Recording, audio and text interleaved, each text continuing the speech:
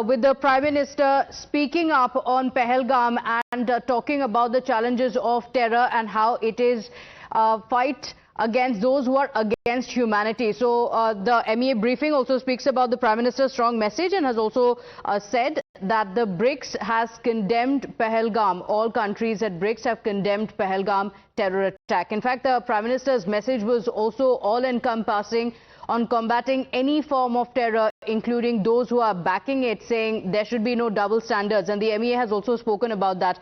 The MEA, in fact, has also spoken about the bilateral meetings that the Prime Minister has held and also the polar side meetings that were held at the BRICS summit.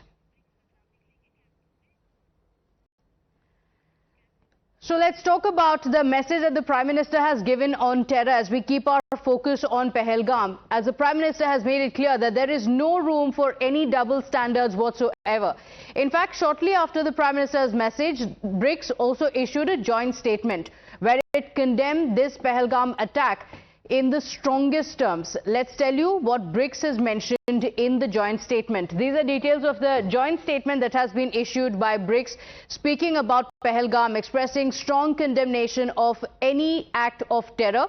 And the statement goes on to say, we condemn in the strongest terms the terror attack in Jammu and Kashmir. And this is very important. It goes on to say, we reaffirm the commitment to combating all forms of terror, saying terror cannot be associated with any religion or civilization, and urging to ensure zero tolerance and reject double standards completely. So this is very important because it calls out countries which try to take a neutral stance on terror. So it calls out the countries saying we reject double standards on terror completely.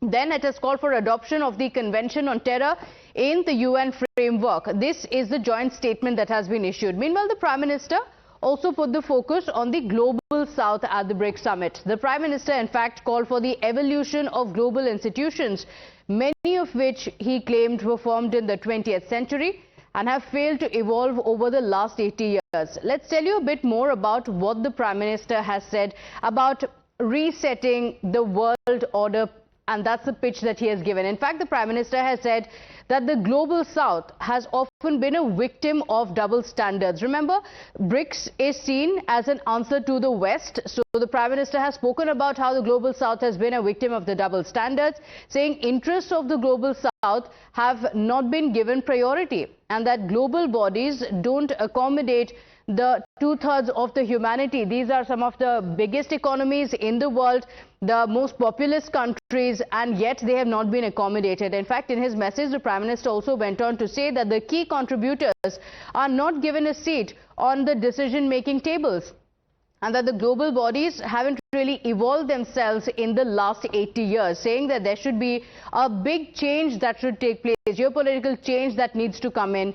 The Prime Minister saying BRICS is an organization that can change itself with times and it needs to show the same resolve for reforms in the UNSC as well as the WTO. My colleague Rishabh is joining us on the broadcast with the details.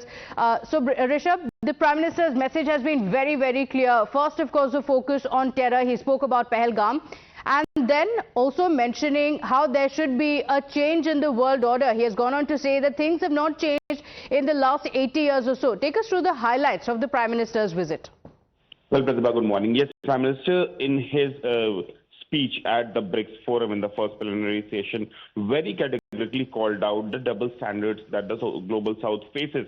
At one side, the world talks about global south and its importance. On the other side, at the global forum, be it UNSC, be it other global forums, global south is not given its due participation, and it is very clear, like institutions like UNSC, there is no contribution of Africa, or for that matter, the most populous country in the world. India doesn't have a permanent seat there.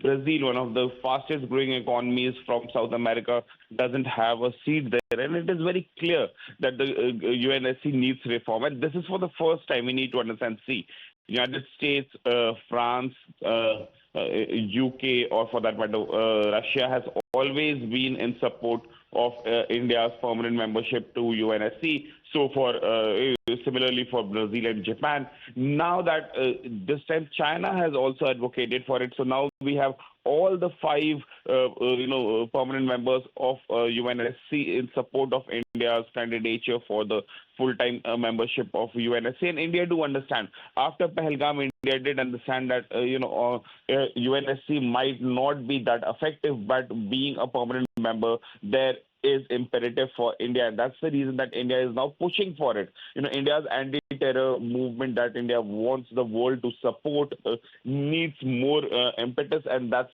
UNSC might be that one stage. Apart from that, yes, definitely BRICS is seen as answer to West. India has been time and again denying it, saying that BRICS is more of a grouping which of developing economies together, but definitely. When it comes to global South, BRICS has a very strong voice, and Prime Minister's speech was very categorically in frame with that. Okay, all right. Rishabh, do stay with us. So those are some of the highlights of the Prime Minister's speech, what the Prime Minister spoke at BRICS. The Prime Minister has also taken to social media to speak about the visit to Brazil and the significance of it. In fact, the Prime Minister has gone on to say that this was a very important visit, highlighting why BRICS is very, very important. Let's in fact take you through what the Prime Minister has said. Now, the Prime Minister has taken to social media, and here's what he goes on to say. Address the BRICS Summit plenary session on strengthening multilateralism, economic, financial affairs and artificial intelligence, focused on how to make the BRICS platform even more effective in this increasingly multipolar world. In fact, the Prime Minister has gone on to say, also gave a few suggestions which are explained in the thread below, and then he has given out the details of the suggestions that were given by the Prime Minister. He says, first, emphasize on improving our own systems so that our credibility is boosted when we call for reformed multilateralism.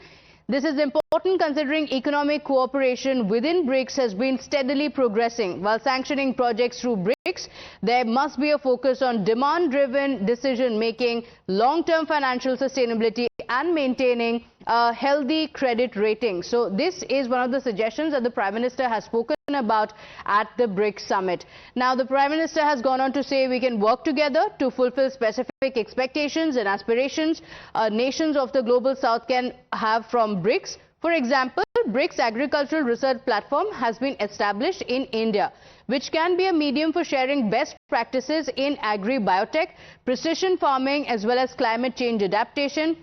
He, in fact, has also gone on to propose creating a BRICS Science and Research Repository that can also benefit the countries of the Global South. So bringing the countries of the Global South together, these are the suggestions that the Prime Minister has given.